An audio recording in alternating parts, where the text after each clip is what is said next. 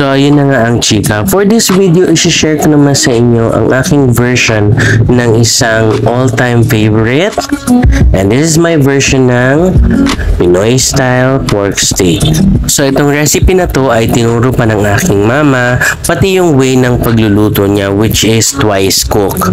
So, first things first, after hugasan ng karne, maglagay ng half a cup ng toyo.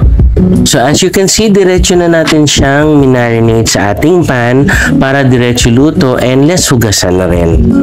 Next is 2 tablespoons ng liquid seasoning pandagdag linamnam, some freshly ground black peppers for that added kick, and lastly, juice ng 5 to 6 pieces na kalamansi.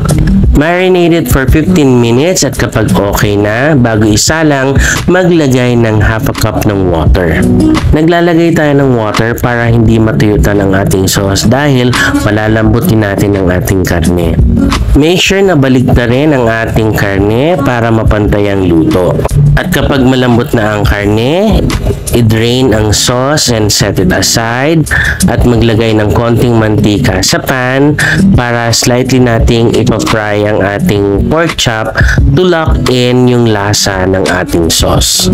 So habang nagpiprito, i-finalize na ang timpla ng sauce. If needed, magdagdag ng konting tubig at brown sugar para mabalance yung ating lasa. So pagkabaligtad ko ng karne, nilagay ko na yung sibuyas and then binuhos ko na yung sauce. Simmer it for a minute and we're done.